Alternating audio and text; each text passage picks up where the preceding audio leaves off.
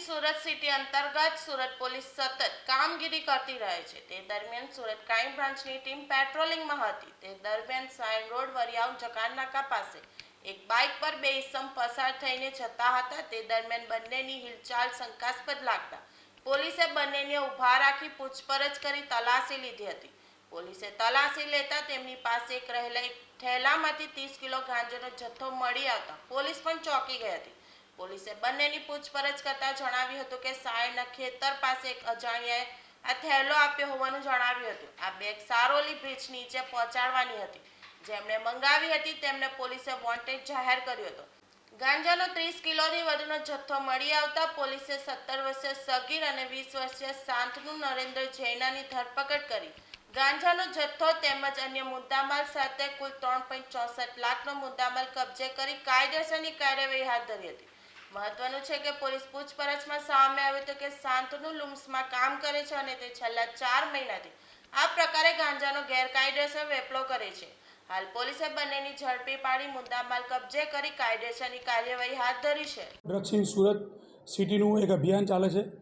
એ અભિયાન અંતર્ગત ગત તારીખ 5/4/24ના રોજ સાયણ રોડ પરથી કોઈ બે ઈસમો એક્સેસ ઉપર ગાંજો લઈને આવે છે એવી ખાનગી બાતમીના આધારે બે ઈસમોને ક્રાઇમ બ્રાન્ચની ટીમે ઝડપી પાડેલ છે। જેમાં એક્સેસ ચેક કરતાં 30 કિલો ગાંજો જેની કિંમત 3,03,000 તથા એક્સેસ કુલ મળીને 3,64,000 રૂપિયાનો મુદ્દામાલ કબજે કરેલ છે। જેમાં એક આરોપી જ્યુએનઆઈલ છે, બીજો આરોપી છે શાંતનુ નરેન્દ્ર જૈના, એ કડોદરા રોડ જોડવા પાટિયાનો રહેવાસી છે, મૂળ રહે ઓડિશા જિલ્લાનો રહેવાસી છે।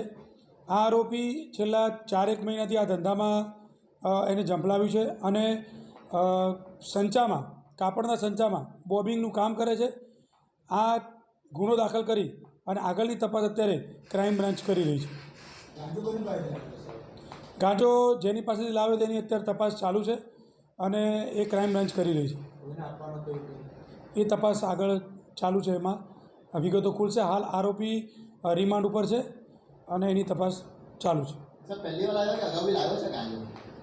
આ આરોપી અત્યારે હાલ તો એની તપાસમાં પ્રથમવાર લાવ્યો એવું જણાવે છે કે છેલ્લા 4 મહિનાથી આ ધંધામાં એને ઝંપલાવ્યું છે, પરંતુ રિમાન્ડ દરમિયાન જે વિગત વધારે ખુલશે એ આપને બ્રીફ કરવામાં આવશે। આરોપી પ્રોફાઇલ એ સંચામાં કામ કરે છે અને બોબિંગનું કામ કરે છે, કાપડના સંચામાં નોકરી કરે છે।